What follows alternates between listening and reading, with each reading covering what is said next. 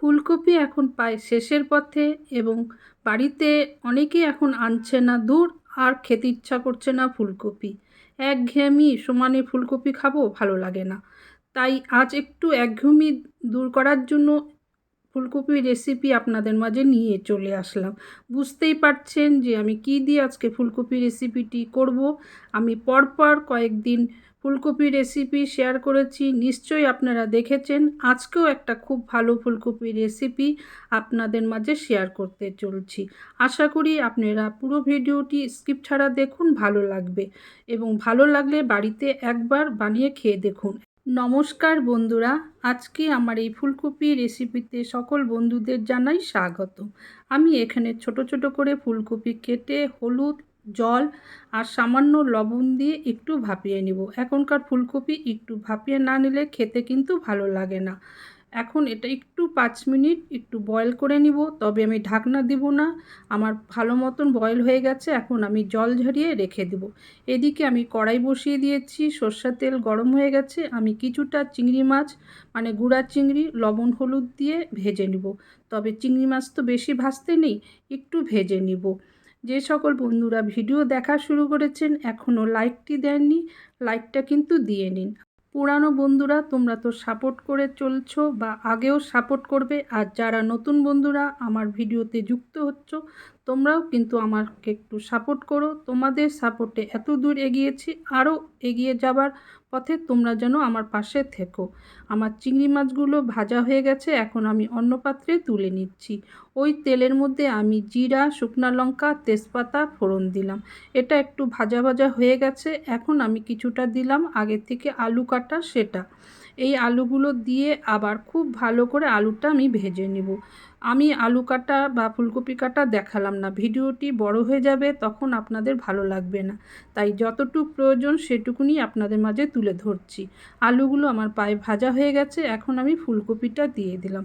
আর এখনকার ফুলকপি খুব ভালো করে ভাজতে হবে। ফুলকপির মধ্যে হলুদ দিয়ে যেহেতু ভাপিয়ে নিয়েছি, তাই রঙটা কিন্তু খুব সুন্দর এসছে, হলুদ হলুদ। এখনও কিন্তু হলুদ না দেওয়া সত্ত্বেও কিন্তু হলুদ হলুদ ভাব এসে গেছে ভালো মতন। 1 চামচ লবণ দিয়ে দিলাম, মানে স্বাদ অনুযায়ী, আপনারাও সেরকম স্বাদ অনুযায়ী দিবেন। আধা চামচ হলুদ দিয়ে দিলাম। এখন আবার ভালো করে নাড়িয়ে নেব। এর মধ্যে কিছুটা দিয়ে দিলাম মটরশুঁটি। মটরশুঁটি ফুলকপি তো খেতে খুবই ভালো লাগে। এখন খুব ভালো করে ফুলকপি যেন লাল লাল একটু ভেজে নিচ্ছি। তবে ফুলকপি যত ভাজবেন খেতে কিন্তু সেরকম ভালো হয়। যে কোনো তরকারি ভাজা এবং কষার উপরে কিন্তু টেস্টটা ভালো লাগে। ফুলকপিটা কিন্তু আমি খুব ছোটোভাবে কেটেছি, যেহেতু গুঁড়া চিংড়ি দিয়ে করব, ফুলকপি বড় থাকলে ভালো লাগবে না। এখন দিয়ে দিলাম 2টো পেঁয়াজ, সামান্য একটু আদা আর 4 কোয়া রসুন কেটে রেখেছিলাম সেটা দিয়ে দিলাম। আর 2টো টমেটো পেস্ট করে রেখেছি সেটা দিয়ে দিলাম।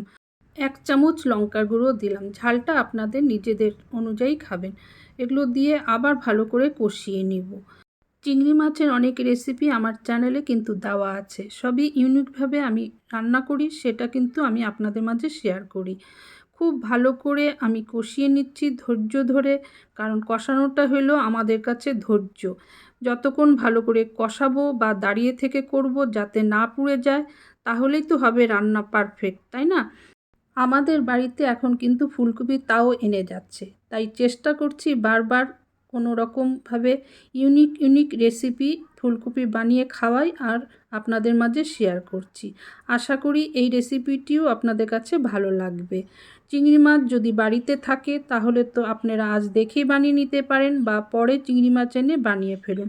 এখন পরিমাণ মতো গরম জল করে রেখেছিলাম সেটা দিয়ে দিলাম, তবে এর মধ্যে আরেকটু জল লাগবে, আমি এখন আরেকটু জল দিয়ে দিচ্ছি।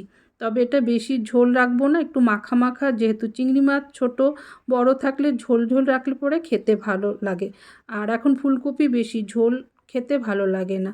এখন ঝোলটা একটু ফুটেছে, আমি চিংড়ি মাছগুলো দিয়ে দিলাম। চিংড়ি মাছ দিয়ে এখন আবার খুব ভালো করে নাড়িয়ে নিচ্ছি। অনেকেই চিংড়ি মাছ খেতে ভালোবাসে, কিন্তু সাধারণভাবে নয়, এরকমভাবে যদি খাইয়ে দেখেন ওরা কিন্তু ভালো খাবে। আশা করি আপনারা বানাবেন বাড়িতে। এখন আমি দিয়ে দিলাম কয়েকটা কাঁচা লঙ্কা। কাঁচা লঙ্কা তো শেষের পথে দিতে হয়, তাহলে তো খেতে ভালো হবে। এখন দিয়ে দিচ্ছি কিছুটা ধনেপাতা কুচি। ধনেপাতা কুচি দিয়ে তারপর দিয়ে দিচ্ছি গরম মশলা পাউডার। গরম মশলা পাউডারটা দিয়ে সামান্য আবার একটু নাড়িয়ে আমি কিন্তু গ্যাসটা বন্ধ করে দিচ্ছি। এখন 5 মিনিট আমি ঢেকে রাখবো। আমার ফুলকপির রেসিপিটি দেখুন কেমন হয়েছে।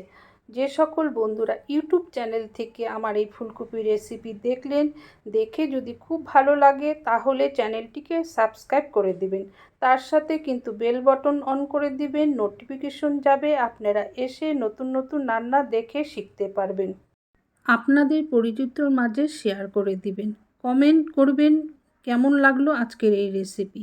ফেসবুক পেজ থেকে যদি ভিডিওটি দেখে থাকেন, ভালো লাগলে পেজটিকে ফলো করে দিবেন, সবার মাঝে শেয়ার করে দিবেন, লাইক কমেন্ট নিশ্চয়ই করেছেন বা করবেন।